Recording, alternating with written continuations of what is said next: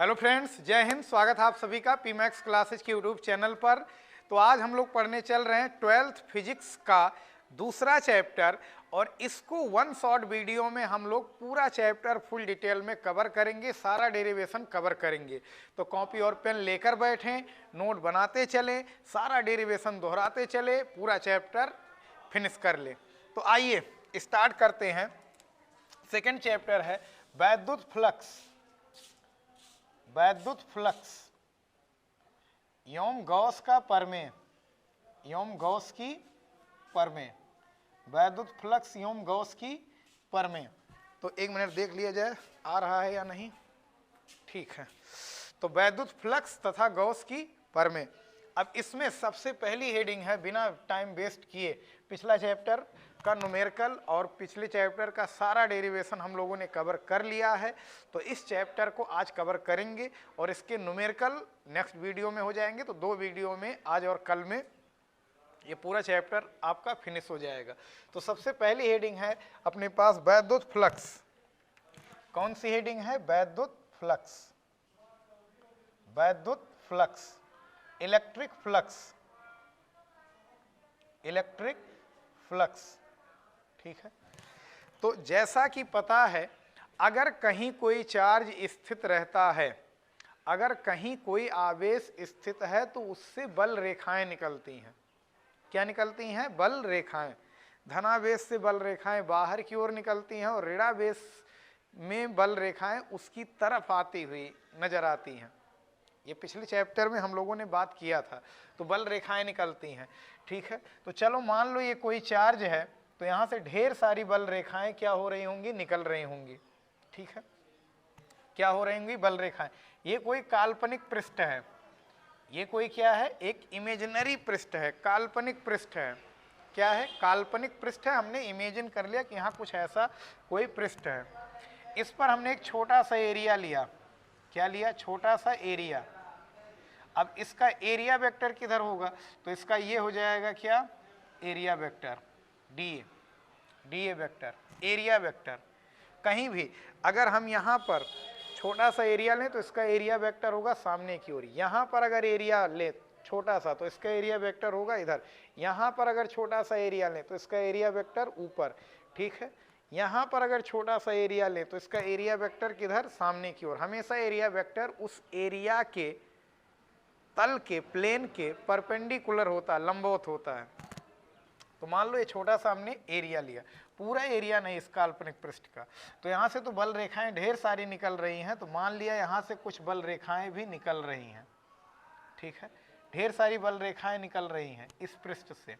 हमने माना छोटा सा एरिया, छोटे से एरिया से कितनी बल रेखा निकल रही है? अभी तो फिलहाल इस चित्र में दिख रहा है कि एक बल रेखा निकल रही है, पता नहीं कितनी बल रेखाएं निकल रही हैं, हमने केवल ऐसे दिखा दिया है। ठीक है, छोटा सा। और अगर कभी भी बल रेखा के पृष्ठ पर अगर स्पर्श रेखा खींचो तो वो उस बिंदु पर वैद्युत क्षेत्र की दिशा को व्यक्त करता है। अगर हम बल रेखा के किसी बिंदु पर स्पर्श रेखा खींचे तो वो उस बिंदु पर वैद्युत क्षेत्र की दिशा को व्यक्त करता है।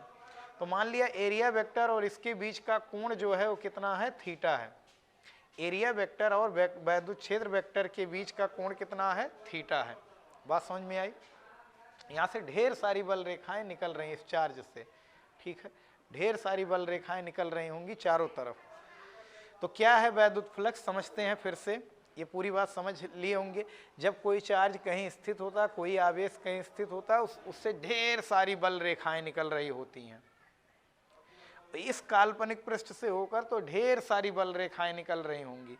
तो हमने इस काल्पनिक पृष्ठ पर एक छोटा सा एरिया लिया, डी ए, और इससे मान लिया जो वैद्युत क्षेत्र यानी जो बल रेखाएं गुजर रही हैं, उन बल रेखाओं पर अगर हम एक स्पर्श रेखा खींचे तो यहाँ का वैद्युत क्षेत्र कितना है? कैपिटल ई है।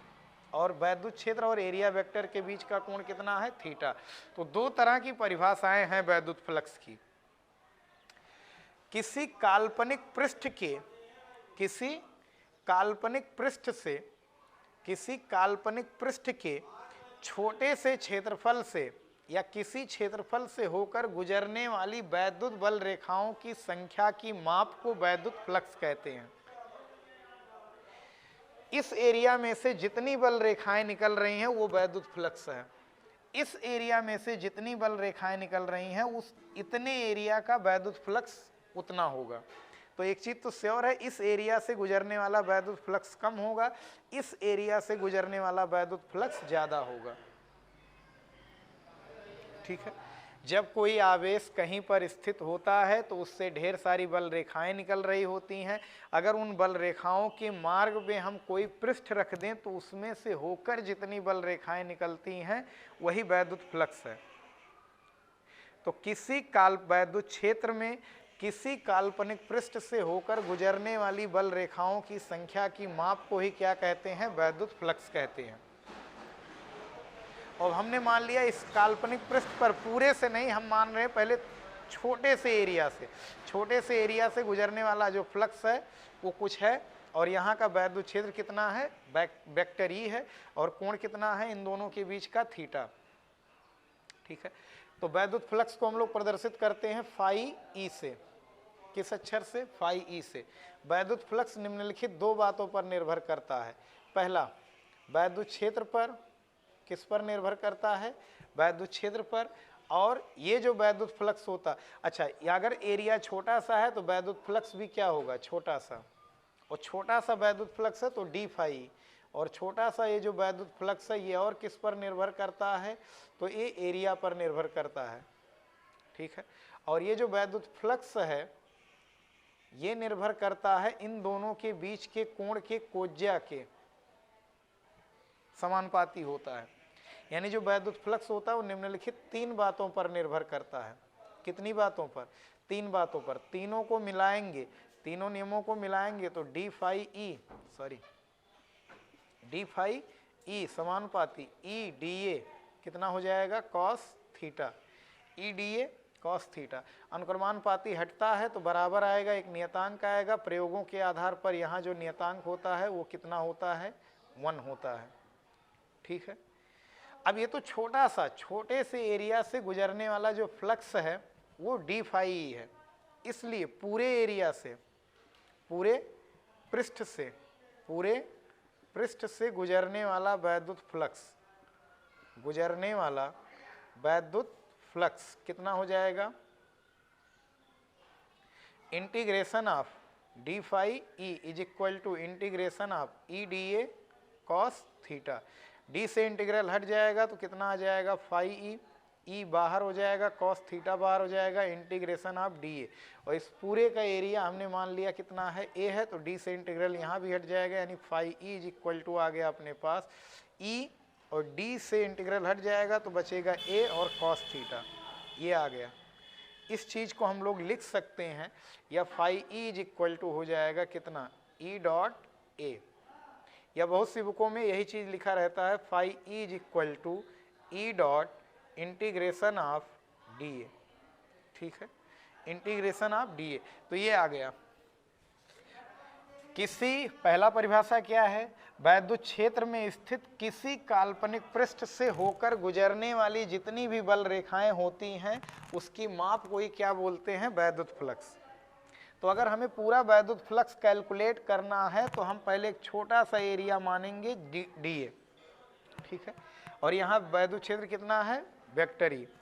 इनके बीच का कोण थीटा हो तो जो गुजरने वाला वैद्युत फ्लक्स होता है उसको फाई ई से दर्शाते हैं। ये तीन बातों पर निर्भर करता है। यहाँ से बनाते हुए फॉर्मूला बनाओगे तो ये आ गया main formula, E A cos theta, या फाई ई बराबर ई डॉट ए, या ई डॉट ए। अब यहाँ से ये फॉर्मूला है ई डॉट ए। ठीक है। यानी एक परिभाषा और बनेगी यहाँ से वैद्युत फ्लक्स की, किसी काल्पनिक पृष्ठ से होकर गुजरने वाला वैद्युत फ्लक्स, किसी काल्पनिक पृष्ठ से होकर गुजरने वाला वैद्युत फ्लक्स वैद्युत क्षेत्र सदिश तथा क्षेत्रफल सदिश के अदिश गुणनफल के बराबर होता है। किसी काल्पनिक पृष्ठ से होकर गुजरने वाला वैद्युत फ्लक्स वैद्युत क्षेत्र सदिश तथा क्षेत्रफल सदिश के अदिश गुणनफल के बराबर होता है। दूसरी परिभाषा, पहली परिभाषा क्या थी? वैद्युत क्षेत्र में स्थित किसी काल्पनिक पृष्ठ से होकर गुजरने वाली वैद्युत बल रेखाओं की संख्या की माप को क्या कहते हैं? वैद्युत फ्लक्स। ठीक है। और दूसरी परिभाषा क्या है, किसी काल्पनिक पृष्ठ से गुजरने वाला जो वैद्युत फ्लक्स होता है वो वैद्युत क्षेत्र सदिश और क्षेत्रफल सदिश के अदिश गुणनफल के बराबर होता है। बात समझ में आई? ये एक मिनट देख लिया जाए सब कुछ सही चल रहा है या नहीं। हाँ ठीक है।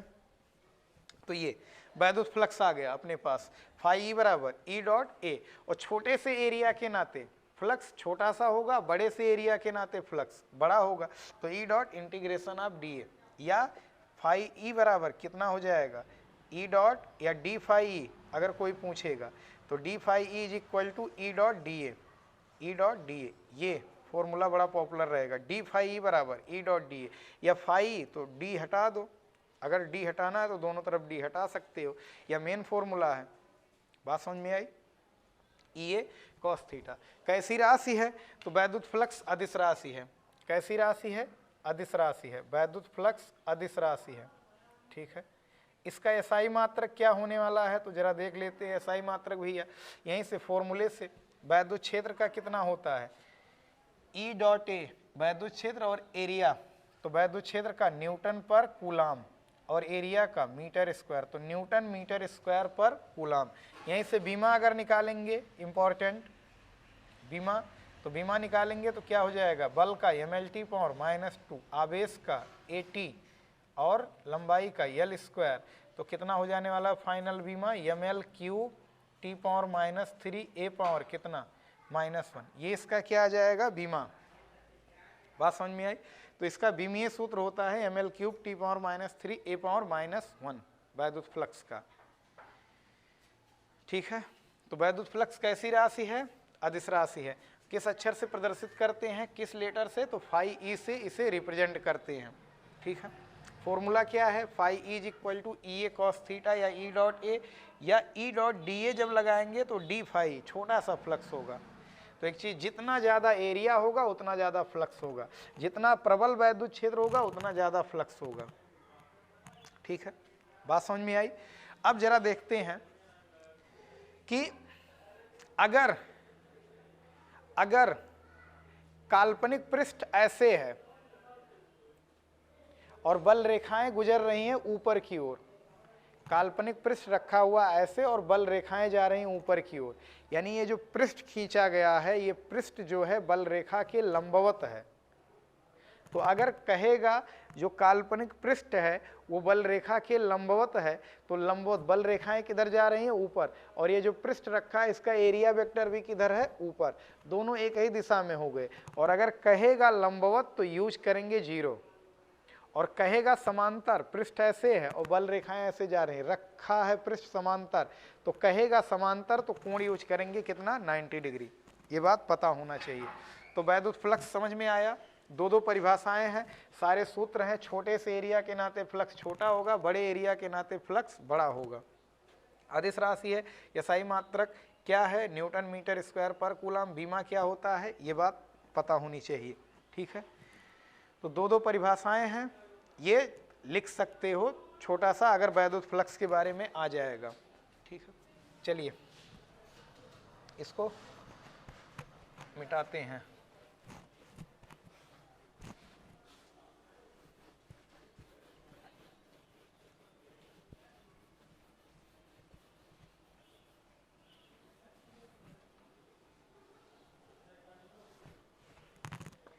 अब मोस्ट इंपॉर्टेंट गॉस की प्रमेय, गॉस की प्रमेय, गॉसियस थ्योरम, गॉस की प्रमेय मोस्ट इंपॉर्टेंट, ट्रिपल स्टार लगा दे रहे हैं, मीन्स मोस्ट इंपॉर्टेंट। गॉस की प्रमेय क्या है, गॉस की प्रमेय, तो लॉर्ड फ्रेडरिक गॉस, यानी बहुत ही बड़े साइंटिस्ट ये भी हैं, गॉस साहब भी। गॉस साहब ने क्या बताया, चलो ये चीज तो एक चीज अभी हम लोगों ने क्या देखा कि अगर हम लोगों को एरिया पता है और वैद्युत क्षेत्र पता है, एरिया पता है, वैद्युत क्षेत्र पता है, उनके बीच का कोण पता है, तब तो हम फ्लक्स निकाल सकते हैं। लेकिन अगर हम लोगों को केवल चार्ज दिया हो और तब हमें फ्लक्स निकालना हो तो फिर क्या करेंगे, तो फिर गॉस साहब ने इस समस्या का निस्तारण किया कि अगर कहीं छोटा सा चार्ज है तो ये क्या निकालता है, बल रेखाएं निकालता है, हर तरफ ये क्या निकालता है, बल रेखाएं। तो अगर पृष्ठ बंद है तो उसमें से होकर बल रेखाएं गुजरेंगी, और बल रेखाएं अगर गुजरेंगी, बल रेखाएं उस पृष्ठ से होकर निकलेंगी तो कुछ ना कुछ फ्लक्स होगा। तो अब वो फ्लक्स अगर हमें कैलकुलेट करना है तो हमें गॉस की प्रमेय आना चाहिए। यानी अगर केवल चार्ज पता है और चार्ज के कारण हमें वैद्युत फ्लक्स निकालना है तो हम गॉस का प्रमेय अप्लाई करेंगे। यानी बहुत बड़ा प्रमेय है, ठीक है, कि चार्ज केवल पता है और फिर फ्लक्स ए पता हो, ई पता हो और थीटा पता हो तब तो निकालना जानते हैं। लेकिन अब बार बार ए ई ना पता रहे, केवल चार्ज दिया रहे तब फ्लक्स निकालना हो, तब फिर क्या करेंगे, तो उसी के संदर्भ में है। और अगर एक नंबर में आएगा तो परिभाषा लिखेंगे और इसका सूत्र लिखेंगे गॉस की प्रमेय का, बस, और संकेत में कौन क्या है ये दर्शा देंगे। लेकिन अगर लॉन्ग में आता है तो इसका प्रूफ भी दिखाएंगे, ठीक है। क्या बताया गॉस साहब ने, किसी बंद पृष्ठ से होकर गुजरने वाला, बंद पृष्ठ माने या तो गोला हो या तो बेलन हो या तो घन हो, इस तरह का खुला हुआ पृष्ठ ना हो, किसी बंद पृष्ठ से होकर गुजरने वाला वैद्युत फ्लक्स, किसी बंद पृष्ठ से होकर गुजरने वाला वैद्युत फ्लक्स उस पृष्ठ से परिबद्ध कुल आवेश का 1/ε0 गुना होता है। किसी बंद पृष्ठ से होकर गुजरने वाला वैद्युत फ्लक्स, किसी बंद पृष्ठ से होकर गुजरने वाला वैद्युत फ्लक्स उस पृष्ठ से परिबद्ध कुल आवेश का 1/ε0 गुना होता है। चाहे ऐसे लिखा मिल जाए या इस तरह से, phi E is equal to कितना हो जाने वाला है, 1/ε0 इंटू क्यू। किसी बंद पृष्ठ से होकर गुजरने वाला जितना भी वैद्युत फ्लक्स होता है, अब हमें ई ए की जरूरत नहीं है, अगर हमें चार्ज ही पता है तो भी हम निकाल सकते हैं वैद्युत फ्लक्स। तो किसी बंद पृष्ठ से होकर गुजरने वाला जो वैद्युत फ्लक्स होता है वो उस पृष्ठ से परिबद्ध कुल आवेश, अब अभी हम सिंगल आवेश मानेंगे, ढेर सारे आवेश हों तो सिग्मा क्यू भी लगा सकते हैं। किसी बंद पृष्ठ से होकर गुजरने वाला वैद्युत फ्लक्स उस पृष्ठ से परिबद्ध कुल आवेश का 1/ε0 गुना होता है। यही है गॉस की प्रमेय। तो ये लाइन लिखोगे, ये सूत्र लिख दोगे, क्यू क्या है आवेश, फाई क्या है वैद्युत फ्लक्स है, ε0 क्या है वायु या निर्वात की वैद्युतशीलता। बात समझ में आई? तो प्रूफ करेंगे इसका। तो प्रूफ करने के लिए क्या करेंगे, अगर प्रूफ दिखाना है तो चलो, मान लिया एक चार्ज है भैया यहाँ पर, और ये आर त्रिज्या के गोले के कहाँ पर है, सेंटर पर है। एक चार्ज रखा है कहाँ पर, आर त्रिज्या के गोले के सेंटर पे रखा है। तो इसमें से ढेर सारी बल रेखाएं निकल रही होंगी, हर तरफ बल रेखाएं निकल रही होंगी, और वो बल रेखाएं क्या इस पृष्ठ से भी होकर निकलेंगी थोड़ी देर बाद? हाँ, बल रेखाएं इधर से भी निकलेंगी, इधर से भी निकलेंगी, इधर से भी ढेर सारी बल रेखाएं निकल रही होंगी। तो फ्लक्स ढेर सारा होगा, तो वही हमें फ्लक्स कैलकुलेट करना है। बात समझ में आई? वो फ्लक्स हमें क्या करना है, कैलकुलेट करना है। हम क्या कर ले रहे हैं, यहाँ पर एक छोटा सा एरिया ले रहे हैं, एक छोटा सा एरिया। हम पहले पूरे एरिया से फ्लक्स नहीं निकाल रहे हैं, हम पहले छोटे से एरिया के नाते फ्लक्स निकालेंगे। तो अगर हम यहाँ पर छोटा सा फ्लक्स लें, छोटा सा एरिया लें, तो इसका एरिया वेक्टर किधर होगा, ये, ठीक है, डी ए। ये छोटा सा एरिया होगा क्या, डी ए। अच्छा, क्यू चार्ज के कारण जो वैद्युत क्षेत्र की दिशा होगी यहाँ पर कहीं भी, देख लो बल रेखाएं हमेशा पृष्ठ के लंबवत बाहर की ओर निकल रही हैं, तो वैद्युत क्षेत्र भी इसी ओर होगा, ठीक है। तो चलो, डीए क्षेत्रफल के कारण, किस क्षेत्रफल के कारण, डीए क्षेत्रफल के कारण होकर गुजरने वाला वैद्युत फ्लक्स, गुजरने वाला वैद्युत फ्लक्स क्या बहुत ज़्यादा होगा? नहीं, छोटा सा होगा। तो छोटे से फ्लक्स को D phi is equal to कितना हो जाएगा, ई डॉट डी ए। कितना हो जाएगा, E dot D A, E dot D A, या D phi is equal to हो जाएगा कितना, ई डी ए कॉस 0। बीच का कोण दोनों की कितना है, 0 डिग्री है। तो कितना हो जाएगा, D phi is equal to E D A cos 0 की वैल्यू 1 हो जाएगा, कॉस 0 की वैल्यू 1। ये छोटा सा फ्लक्स आ गया EDA, ठीक है। अच्छा, Q चार्ज के कारण R दूरी पर अगर हम वैद्युत क्षेत्र निकालें तो उसका फॉर्मूला हम लोगों को पता है। Q आवेश के कारण, Q आवेश के कारण, ठीक है, R दूरी पर वैद्युत क्षेत्र की तीव्रता, तो वैद्युत क्षेत्र की तीव्रता हम लोगों को पता है कितना होता है, E is equal to 1/4πε0 Q/r², ठीक है। यह मान यहाँ रख दे रहे हैं, इसलिए d फाई E फ्लक्स कितना हो जाएगा, E की यह वैल्यू यहाँ रख दे रहे हैं, तो 1/4πε0 इंटू Q/r² इंटू dA। ये छोटे से एरिया के नाते गुजरने वाला ये फ्लक्स हो गया, ठीक है। इसलिए पूरे पृष्ठ से, ये तो छोटे से एरिया से था, पूरे पृष्ठ से होकर गुजरने वाला वैद्युत फ्लक्स कितना हो जाने वाला है, integration of d phi E integration of 1/4πε0 Q/r² into dA। d से इंटीग्रल हट जाएगा, कितना आ जाने वाला, यहाँ बगल में लिख ले रहे हैं, यहाँ लिख रहे हैं phi E is equal to 1/4πε0, सारे अचर लोग बाहर, Q/r² भी बाहर, इंटीग्रेशन ऑफ dA, क्या बचा, इंटीग्रेशन ऑफ dA। तो इंटीग्रेशन ऑफ dA, d से इंटीग्रल हट जाएगा, सॉरी।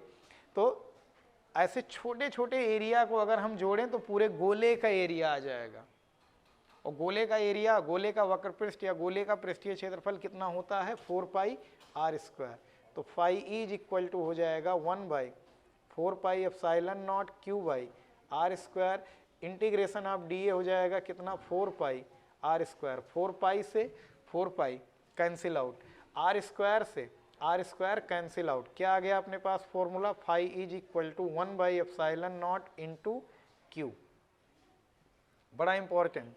तो अगर प्रूफ आएगा तो ऐसे चित्र बनाकर, कोई मायने नहीं है गोला ही बनाओ, और भी तमाम चित्र बनाया जा सकता है, ठीक है, लेकिन गोले का एरिया हम लोगों को पता है तो इसीलिए ज़्यादा आसान हो जाता है। समझ में आई बात। तो क्या होने वाला है, अगर भैया हमें सिंगल चार्ज पता है और उसके कारण अगर हमें वैद्युत फ्लक्स निकालना है, तो सिंगल चार्ज के कारण अगर वैद्युत फ्लक्स निकालना है तो वहां गॉस की प्रमेय हम लोग अप्लाई करते हैं। बड़ी डिस्कवरी, ग्रेट इन्वेंशन, ठीक है। तो अगर चार्ज पता है तो बड़े आराम से कैलकुलेट कर लेंगे फ्लक्स, ठीक है। बात समझ में आई। तो किसी बंद पृष्ठ से होकर गुजरने वाला वैद्युत फ्लक्स उस पृष्ठ से परिबद्ध कुल आवेश का 1/ε0 गुना होता है। यह है गॉस की प्रमेय स्टेटमेंट। अगर गोले के भीतर ढेर सारे चार्ज हैं, Q1 minus Q2 plus Q3, ऐसे माइनस Q4 प्लस Q5, तब फ्लक्स कितना होगा, तो phi E is equal to हो जाएगा 1/ε0। तो ऐसे रहने दो, Q1 जैसे भी हैं जिस साइन के साथ उसको ऐड करते चलो, Q3 माइनस Q4 प्लस कितना Q5, या इसी चीज को हम लोग क्या लिख सकते हैं, phi E is equal to 1/ε0, इसको लिख सकते हैं क्या, सिग्मा Q। क्या लिख सकते हैं, सिग्मा Q। सिग्मा Q माने सारे चार्जों का। तो वही बोल रहे हैं, किसी बंद पृष्ठ से होकर गुजरने वाला वैद्युत फ्लक्स उस पृष्ठ से परिबद्ध कुल आवेश का 1/ε0 गुना होता है। ये है गॉस की प्रमेय। अच्छा, अगर चार्ज गोले बंद पृष्ठ के बाहर है तब फ्लक्स कितना होगा, तो फ्लक्स 0 होगा।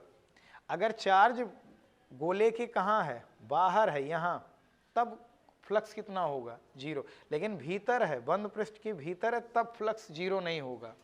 क्यों फ्लक्स 0 होगा अगर चार्ज बाहर है, तो यहाँ से बल रेखाएं प्रवेश करेंगी और प्रवेश करके जब निकलेंगी तो यहाँ और यहाँ का अगर हम समान एरिया ले लें तो यहाँ तो वैद्युत क्षेत्र हमेशा इसी दिशा में है, यहाँ एरिया वेक्टर इस दिशा में और यहाँ का एरिया वेक्टर इस दिशा में होगा, तो यहाँ माइनस फ्लक्स होगा, यहाँ प्लस फ्लक्स होगा, तो ओवरऑल नेट फ्लक्स 0 हो जाएगा। नेट फ्लक्स कितना हो जाएगा, 0। अगर चार्ज बाहर है तब बंद पृष्ठ से होकर गुजरने वाला फ्लक्स कुछ नहीं होता है, ये बात पता है सबको? ठीक है, तो ये गॉस की प्रमेय का इंपॉर्टेंट डेरिवेशन और ये स्टेटमेंट और फॉर्मूला पता होना चाहिए। स्क्रीनशॉट ले सकते हैं, वीडियो पॉज करके नोट कर लें।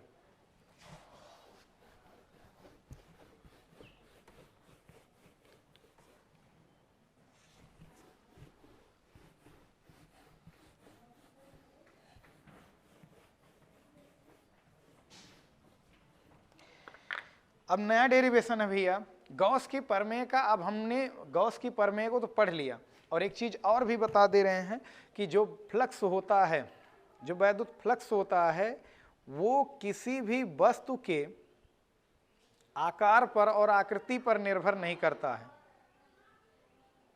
वस्तु चाहे छोटी सी हो चाहे बड़ी सी हो, टोटल फ्लक्स उससे उस पर निर्भर नहीं करता कि वो गोला है, कि वो बेलन है, कि वो शंकु है, कि वो घन है या घनाभ है। बात समझ में? कुल फ्लक्स जो है वो फिक्स रहता है, वो डिपेंड करता है केवल और केवल चार्ज पर।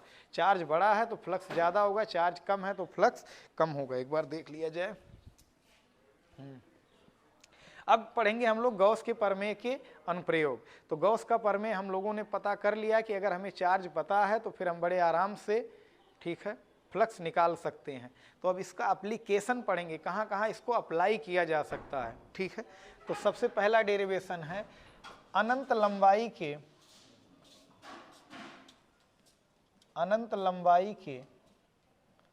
ऋजुरेखीय चालक तार के निकट वैद्युत क्षेत्र की तीव्रता ज्ञात करना। वैद्युत क्षेत्र की तीव्रता तो बड़ा इंपॉर्टेंट इसलिए है गॉस का प्रमेय क्योंकि ये अलग अलग यानी सतत आवेश वितरण के कारण अगर हमें कहीं वैद्युत क्षेत्र की तीव्रता निकालनी है तो ये वैद्युत क्षेत्र की तीव्रता निकालने में बड़ा ही हेल्पफुल होता है। पहला अनुप्रयोग क्या है? अनंत लंबाई के धारावाही ऋजुरेखीय चालक तार के निकट वैद्युत क्षेत्र की तीव्रता। तो मान लिया ये क्या है? एक अनंत लंबाई का चालक तार है। एक्चुअली में तो अनंत लंबाई का तार संभव नहीं है, कहने का मतलब तार की लंबाई बहुत ही ज़्यादा है, बहुत बड़ा तार है। और बिंदु क्या है? बिंदु बहुत दूर नहीं है, बिंदु तार के बहुत करीब है। इसीलिए जब कोई करीब बिंदु रहेगा तो उसकी तुलना में, दूरी की तुलना में तार बहुत लंबा है, इसीलिए इसे कहा जा रहा है अनंत लंबाई का। बात समझ में आई? तो अनंत लंबाई के ऋजुरेखीय चालक तार के निकट वैद्युत क्षेत्र की तीव्रता अगर हमें निकालनी है तो देखेंगे क्या होता है। तो यहाँ पर मान लिया, और इस तार पर कौन सा चार्ज है? इस तार पर धनावेश एक समान रूप से क्या हुआ है? फैला हुआ है। और इसका रेखीय आवेश घनत्व क्या है? लैम्डा है। रेखीय आवेश घनत्व क्या है? लैम्डा। ठीक है, मान लिया एक अनंत लंबाई का चालक तार है। अनंत लंबाई का क्या हो सकता है? नहीं। क्यों कहा जा रहा है अनंत लंबाई का? क्योंकि जहां हमें वैद्युत क्षेत्र की तीव्रता निकालनी है, तार से उस बिंदु की दूरी तार की तुलना में बहुत छोटी है, तो इसलिए इसे प्रभावी रूप से अनंत लंबाई का कह सकते हैं। ठीक है, मान लिया इस चार्ज पर धनावेश एक समान रूप से फैला हुआ है जिसका रेखीय आवेश घनत्व कितना है? लैम्डा है। रेखीय आवेश घनत्व कितना है? लैम्डा। अगर हमें भैया पूरे तार पर पता करना हो कितना चार्ज है तो ये हम नहीं बता सकते हैं। क्यों? तार बहुत बड़ा है, तार बहुत बड़ा है, तो पूरे तार पर अगर हमें चार्ज पता करना हो तो हम नहीं बता सकते हैं। तो हम क्या करेंगे? मान लिया, लेकिन अगर छोटे से लंबाई पर, यल लंबाई पर अगर हमें इतनी लंबाई पर बताना है तो यल लंबाई पर कितना चार्ज है तो ये हम बता सकते हैं। पूरे तार पर कितना चार्ज है ये बताना बड़ा मुश्किल काम है क्योंकि तार बहुत बड़ा है।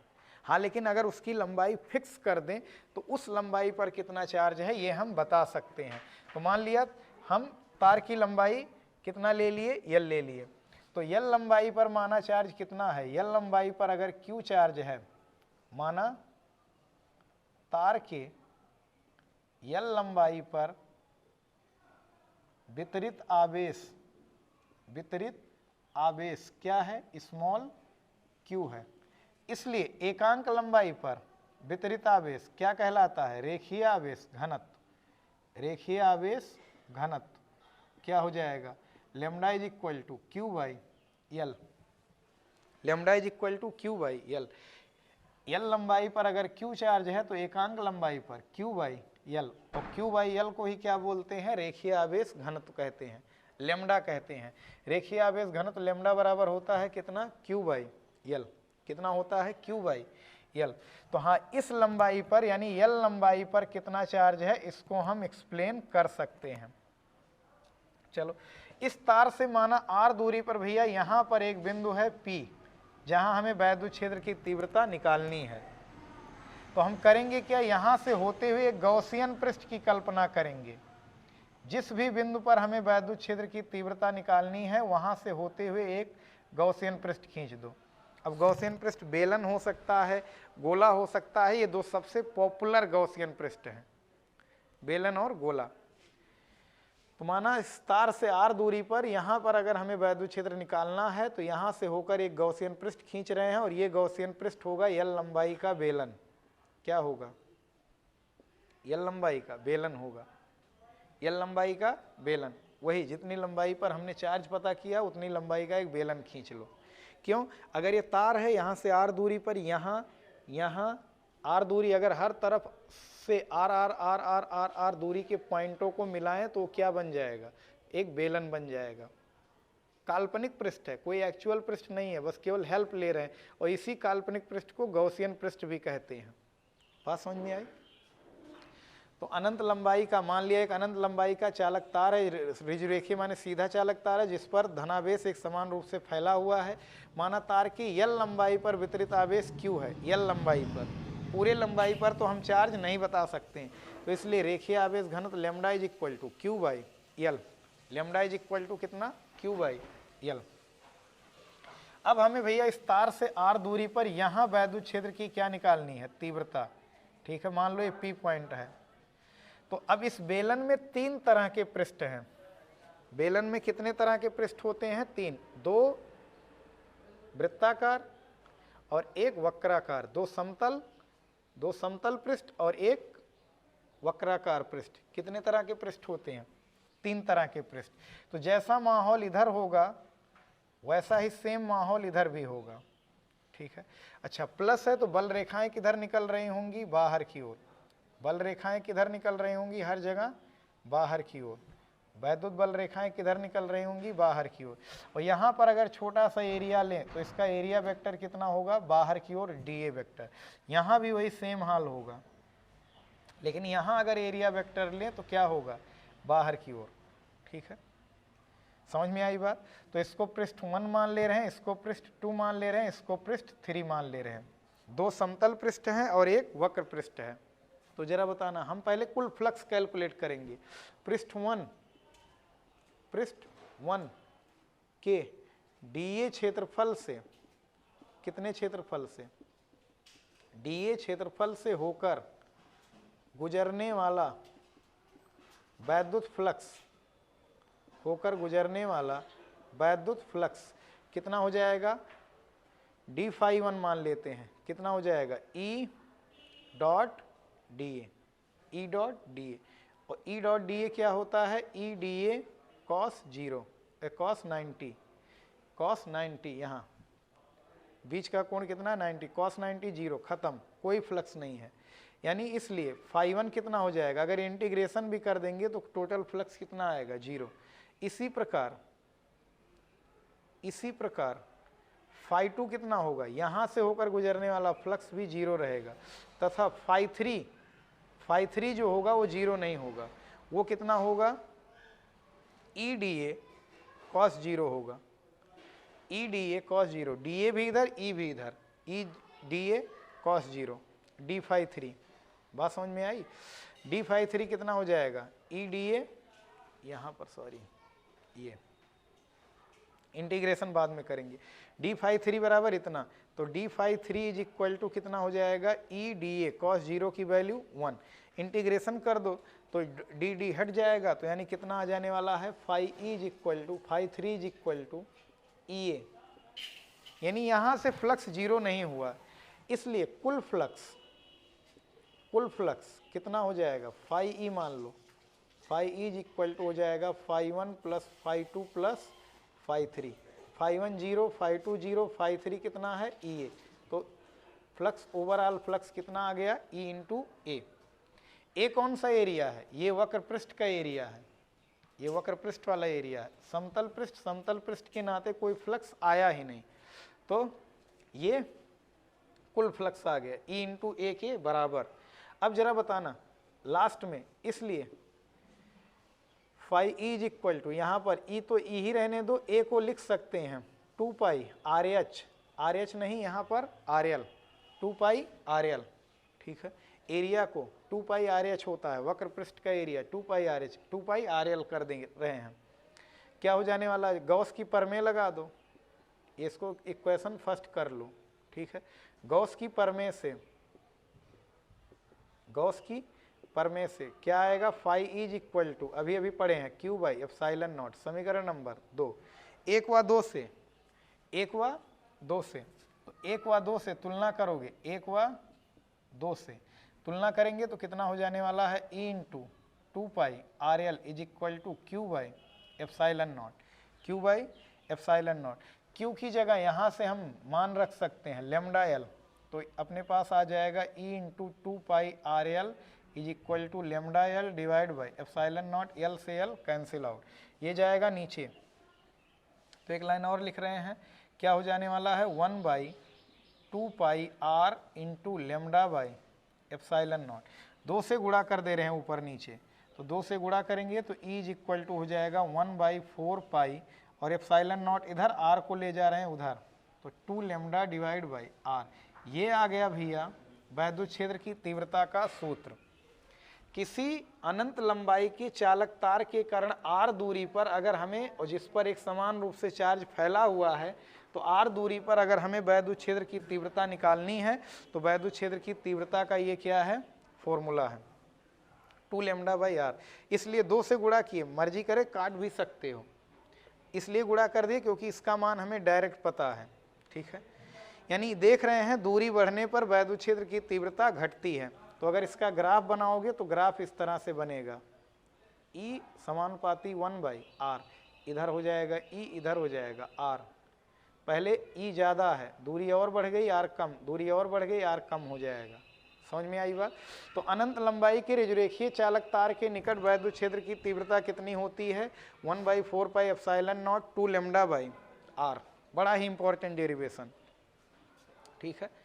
तो ये एक गॉसियन पृष्ठ कल्पना करके हम इस डेरिवेशन को कर सकते हैं। तो गॉस का प्रमेय इंपॉर्टेंट है, वैद्युत फ्लक्स क्या है ये भी इंपॉर्टेंट है, और फिर अनंत लंबाई के रेखीय चालक तार के निकट वैद्युत क्षेत्र की तीव्रता के सूत्र का डेरिवेशन कर सकते हैं, उसका ग्राफ क्या है ये भी समझ सकते हैं। लेमडा क्या है, रेखीय आवेश घनत्व, एक नया टर्म आ गया है। बात समझ में आई, तो इसको नोट कर सकते हैं, स्क्रीनशॉट ले सकते हैं, मिटा रहे हैं।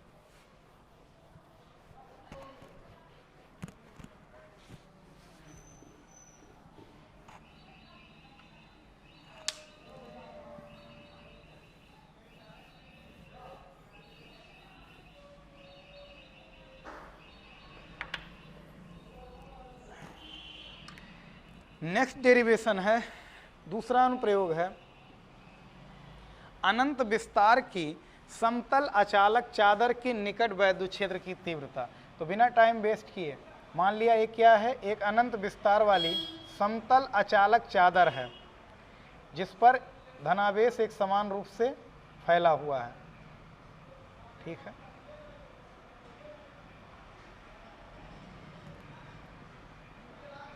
इस चादर के कारण हमें इस चादर से कुछ दूरी पर यहाँ पर हमें वैद्युत क्षेत्र की तीव्रता निकालनी है। ऐसे समझ सकते हैं, वो चित्र थोड़ा सा ऐसे बात नहीं समझ में आएगी। ये चादर है और इस चादर पर चार्ज एक समान रूप से फैला हुआ है। इस चादर से आर दूरी पर, यहाँ इस चादर से कितनी दूरी पर, आर दूरी पर, यहाँ कहीं कोई बिंदु है, यहाँ हमें वैद्युत क्षेत्र की तीव्रता क्या करनी है, निकालनी है। तो जहाँ भी वैद्युत क्षेत्र की तीव्रता निकालनी होती है वहाँ से होते हुए क्या खींचते हैं, गॉसियन पृष्ठ। यहाँ भी गॉसियन पृष्ठ क्या बनेगा, बेलन बनेगा। क्या बनेगा, गॉसियन पृष्ठ बेलन, ठीक है। इधर यानी ये इस पार है, वो पीछे है। बात समझ में आई? ठीक है। अच्छा, पूरे चादर पर कितना चार्ज है ये फिर नहीं बता सकते हैं। पूरे चादर पर कितना चार्ज है ये बताना बड़ा ही मुश्किल काम है। हाँ, लेकिन अगर हम एक छोटा सा एरिया यहाँ पर कवर कर लें, ए एरिया, तो इस पर कितना चार्ज है ये हम बता सकते हैं। तो माना ए क्षेत्रफल पर, कितने क्षेत्रफल पर, ए क्षेत्रफल पर वितरित आवेश अनंत विस्तार का है, मीन्स बहुत बड़ा है, और उसकी चादर की तुलना में ये बिंदु बहुत ही कम दूरी पर है, इसीलिए कहा जा रहा है अनंत विस्तार का। अनंत तो कर नहीं सकते हैं, फिर भी क्यों अनंत कहा जा रहा है? तो इसलिए अनंत कहा जा रहा है क्योंकि ये दूरी बहुत कम है। तो माना ये क्षेत्रफल पर वितरित आवेश कितना है? स्मॉल क्यू है। इसलिए एकांग क्षेत्रफल पर वितरित आवेश, अभी अभी एकांग लंबाई पर किए थे, क्यू बाई ए, इसको क्या बोलते हैं? पृष्ठावेश घनत्व। क्या बोलते हैं? पृष्ठावेश घनत्व। किस अक्षर से प्रदर्शित करते हैं? सिग्मा से। पृष्ठावेश घनत्व सिग्मा बराबर हो जाएगा कितना? क्यू बाई ए। पृष्ठावेश घनत्व सिग्मा बराबर क्यू बाई ए। इसका सिग्मा हम बता सकते हैं, पूरे चादर पर कितना चार्ज है ये नहीं बता सकते हैं। हाँ, छोटे से एरिया पर कितना चार्ज है ये बता सकते हैं। फिर बल रेखाएं किधर होंगी? बाहर की ओर। बल रेखाएं हर जगह किधर होंगी? बाहर की ओर। अब की बार यहाँ पर अगर छोटा सा एरिया लें तो एरिया वेक्टर किधर होगा? बाहर की ओर। यहाँ पर अगर छोटा सा एरिया लें तो एरिया वेक्टर किधर होगा? बाहर की ओर। वैद्युत क्षेत्र किधर? बाहर की ओर।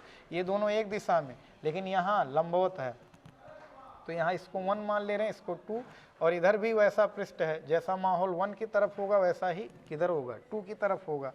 तो क्या करेंगे?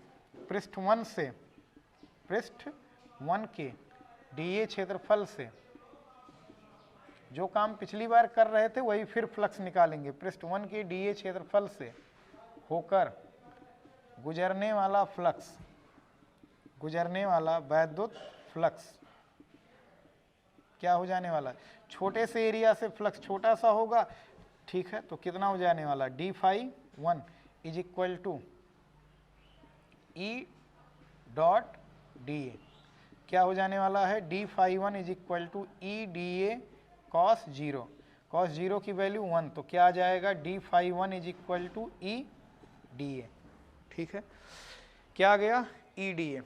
इंटीग्रेशन कर दो, तो इंटीग्रेशन करेंगे तो d से d हट जाएगा, यानी फाई 1 इज इक्वल टू आ गया कितना? e इंटू ए। अच्छा, अगर ये पृष्ठ 3 है तो इसी प्रकार फाई 3 कितना होगा?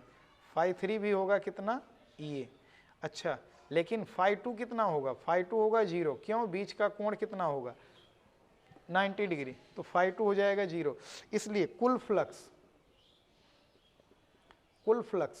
की बात करें तो कुल flux phi is equal to हो जाएगा phi 1 plus phi 2 plus phi 3। तो क्या हो जाने वाला है? Phi is equal to E A plus E A और प्लस का 0, तो ई ए 2 ई ए, तो फाई इज इक्वल टू हो जाएगा 2 ई ए, यानी ये कुल फ्लक्स आ गया। बात समझ में आई? ये आ गया टोटल फ्लक्स। इसलिए गॉस की प्रमेय से गॉस साहब कैमियो बनकर आएंगे, कैमियो के रोल में। गॉस की प्रमेय से phi is equal to Q by epsilon naught. Phi की वैल्यू ये रख सकते हैं यहाँ पर 2 ई ए बराबर कितना? Q by epsilon naught. Q की जगह यहाँ से सिग्मा इंटू ए रख सकते हैं, तो 2 ई ए बराबर कितना हो जाएगा? Sigma into A divide by epsilon naught. A से ए कट गया, 2 जाएगा नीचे, तो ई इज इक्वल टू हो जाएगा sigma by 2 epsilon not. Sigma by 2 epsilon not. तो किसी अचालक चादर के निकट जो वैद्युत क्षेत्र की तीव्रता होती है वो कितनी होती है? Sigma by epsilon not. Sigma क्या है? पृष्ठावेश घनत्व। एप्सिलॉन नॉट क्या है? वायु या निर्वात की वैद्युतशीलता। 1 मिनट देख लिया जाए।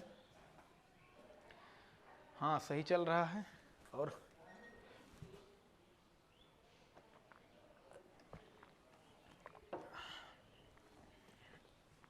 यानी जो फॉर्मूला आ चुका है E बराबर सिग्मा बाई 2 एप्सिलॉन नॉट, ये आ गया चादर के निकट वैद्युत क्षेत्र की तीव्रता। अनंत विस्तार वाली समतल अचालक चादर के निकट वैद्युत क्षेत्र की तीव्रता आ गई E बराबर सिग्मा बाई 2 एप्सिलॉन नॉट। यानी बड़ा ही रोचक फॉर्मूला है। ये जो फॉर्मूला आया है भैया, इसमें कहीं दूरी का पद है ही नहीं। डिस्टेंस का पद, मान लो अगर ये दूरी r थी यहाँ से चादर से, तो दूरी का पद है ही नहीं, दूरी का पद है ही नहीं। इसका मतलब क्या, चादर के निकट, यहाँ यहाँ यहाँ यहाँ यहाँ, निकट बहुत दूर नहीं, चादर के निकट सर्वत्र वैद्युत क्षेत्र की तीव्रता क्या होती है, समान होती है। चादर के निकट सर्वत्र वैद्युत क्षेत्र की तीव्रता क्या होती है, समान होती है।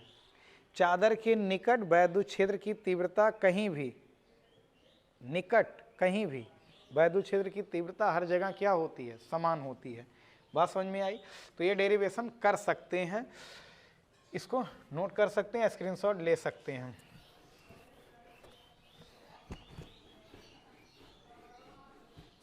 गोलीय कोष और गोलीय अचालक गोला, इन सब के कारण वैद्युत फ्लक्स हट गया, वैद्युत क्षेत्र की तीव्रता हट गया, तो उसको इसमें डेरिवेशन नहीं करना, नहीं तो फिर वीडियो और बड़ा होता। ठीक है, जल्दी से निपटाते हैं थर्ड और लास्ट। ठीक है, दो चादर विपरीत आवेश की दो समतल अचालक चादर के बीच में और बाहर वैद्युत क्षेत्र की तीव्रता हमें निकालनी है। ठीक है, क्या करनी है, एक चादर ये है अपने पास और एक चादर ये है। एक चादर भैया धनावेशित है, एक चादर क्या है, धनावेशित है, एक चादर क्या है, ऋणावेशित है। दोनों का पृष्ठावेश घनत्व समान है, माने जिस तरह से इधर चार्ज बंटा हुआ है उसी तरह का बंटवारा इधर भी है चार्ज का। हाँ, बस अंतर क्या है, इधर धनावेश है, इधर क्या है, ऋणावेश है। अचालक चादर ये भी है, अचालक चादर ये भी है, तो अचालक चादर है तो चार्ज कहाँ रहेगा, चार्ज इस पृष्ठ पर भी रहेगा, पीछे वाले भी पृष्ठ पर रहेगा। दोनों का पृष्ठावेश घनत्व क्या है, समान है। जितना एरिया इसका है उतना ही एरिया इसका, मतलब इसका भी होगा। अब हमें अगर दो आवेशित अचालक चादर, दो आवेशित अचालक चादर और दोनों पर आवेश कैसा है, विपरीत आवेश, समान पृष्ठ आवेश घनत्व की दो विपरीत आवेशित अचालक चादर के निकट बीच में, यानी बीच में हमें वैद्युत क्षेत्र की तीव्रता निकालनी है और कहाँ, बाहर निकालनी है। तो चलो ठीक है, ये मान लिया समान पृष्ठावेश घनत्व की दो चादरें हैं, माने जैसा चार्ज इधर डिस्ट्रीब्यूट है वैसा ही चार्ज इधर भी बटा हुआ है, बस इधर प्लस है, इधर क्या है, माइनस। ठीक है, इसके बीच में हमें कहीं भी वैद्युत क्षेत्र की तीव्रता निकालनी हो, बाहर इधर या इधर निकालनी है। तो चलो बीच में एक बिंदु हमने मान लिया क्या, P, प्लस के कारण यहाँ वैद्युत क्षेत्र किधर होगा, बाहर की ओर। इसको चादर 1 मान ले रहे हैं, इसको चादर 2 मान ले रहे हैं। तो 1 के कारण वैद्युत क्षेत्र बाहर की ओर और 2 के कारण यहाँ वैद्युत क्षेत्र उसी ओर।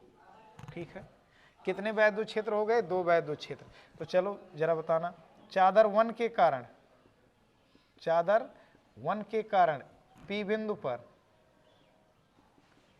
पर वैद्युत क्षेत्र की तीव्रता, वैद्युत क्षेत्र की तीव्रता कितनी हो जाने वाली है, E1 = sigma by 2 epsilon not. एक चादर के कारण अभी अभी देखे हैं क्या होता है, सिग्मा बाई 2 एप्सिलॉन नॉट। दूरी से कोई लेना देना है नहीं, कहीं भी निकालो हर जगह इतना ही होगा।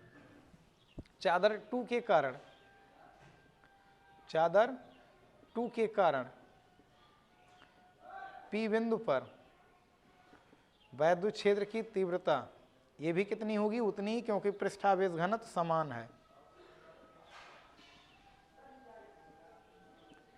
E2 बराबर सिग्मा बाई 2 एप्सिलॉन नॉट। इसलिए कुल वैद्युत क्षेत्र क्या हो जाएगा, E1 प्लस E2, क्योंकि दोनों एक ही दिशा में है। परिणामी वैद्युत क्षेत्र जुड़ जाएगा, कितना हो जाएगा, sigma by 2 epsilon not plus sigma by 2 epsilon not, यानी 2 सिग्मा बाई 2 एप्सिलॉन नॉट हो जाएगा। 2 से 2 कट जाएगा, ये आ गया बड़ा ही इंपॉर्टेंट फॉर्मूला। ठीक है, समान पृष्ठावेश घनत्व की विपरीत आवेश वाली दो समतल अचालक चादर के बीच में कहीं वैद्युत क्षेत्र की तीव्रता इतनी होती है, उसकी दुगनी हो जाती है, डबल हो जाती है।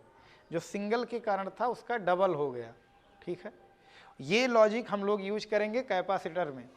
ये सूत्र यूज किया जाएगा कहाँ पर, कैपेसिटर में। ठीक है, तो ये बड़ा इंपॉर्टेंट है। बाहर भी देख लेते हैं, यहाँ कहीं बाहर एक बिंदु Q है, चाहे इधर, प्लस के कारण यहाँ वैद्युत क्षेत्र बाहर की ओर, माइनस के कारण यहाँ वैद्युत क्षेत्र अंदर की ओर, फिर E1 E2 उतना ही होगा। तो बाहर अगर वैद्युत क्षेत्र की तीव्रता निकालेंगे तो बाहर E बराबर हो जाएगा E1 minus E2, E1 sigma by 2 epsilon not, E2 sigma by 2 epsilon not, cut के कितना आ गया 0।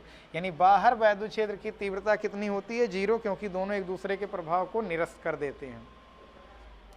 तो ये डेरिवेशन सारा दोहरा सकते हैं, अगर एक बार पढ़े हैं तो सारा डेरिवेशन खटाखट हो जाएगा। इसको बैठिए कॉपी पेन लेकर और डेरिवेशन सारा का सारा करते चलिए, सारा फॉर्मूला याद रखिएगा। कल मिलेंगे न्यूमेरिकल के साथ, तब तक के लिए पढ़ाई करते रहें। All the very best.